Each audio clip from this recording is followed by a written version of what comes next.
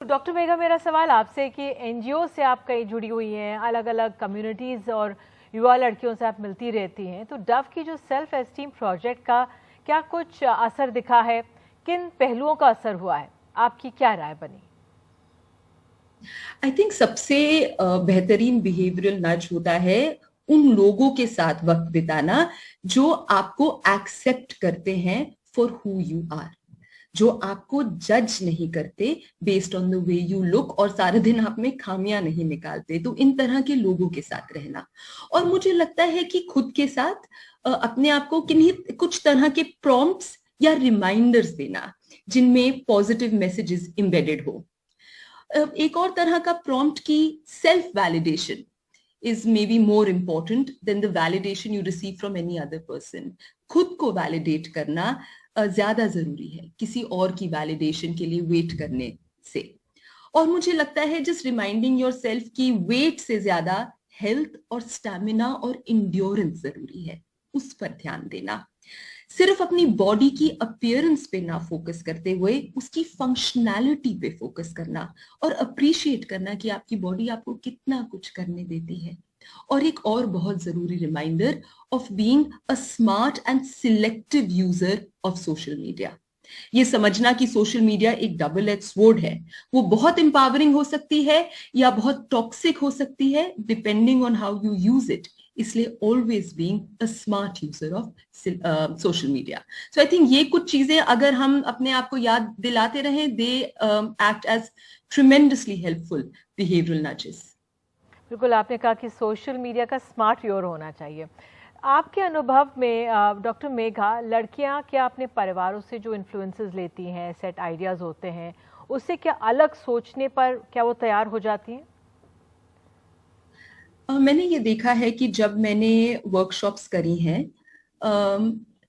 बहुत रिसेप्टिविटी है बच्चियों में फॉर इवन आइडियाज जो बिल्कुल ऑपोजिट हैं of what they have heard at home, खासकर अपने एक्सटेंडेड फैमिली मेंबर से।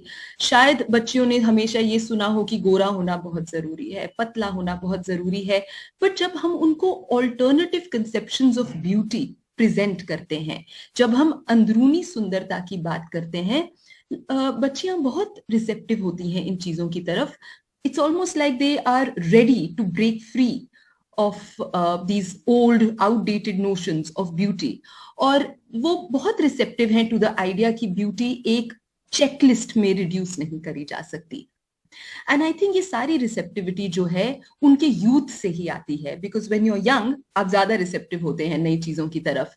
And I think also young people are smart, वो आसपास की दुनिया को ऑब्जर्व करते हैं, वो आसपास की दुनिया की कॉम्प्लेक्सिटी को देखते हैं और समझते हैं that just a good appearance doesn't amount to a good life. आपको बहुत कुछ करना पड़ता है to create a good life. सिर्फ सुंदर लगने से आपकी ड्रीम्स नहीं अचीव हो जाती। Megha, if you could come in here, we've been asking guests what advice they might give to teachers, for example. We got one question in there. Then what about advice for mothers? What would you say to mothers watching?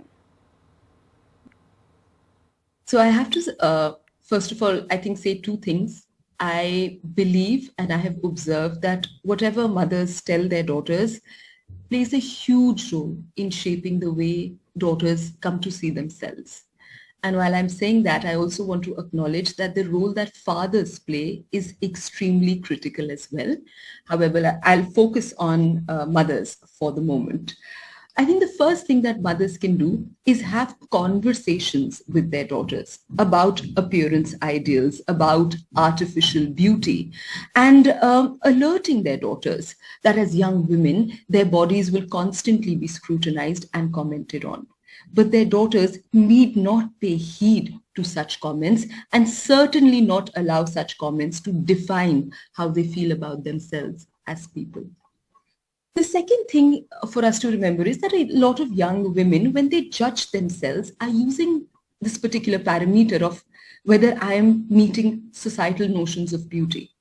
And I think as mothers, we must present to our daughters alternative and more meaningful ways of judging ourselves.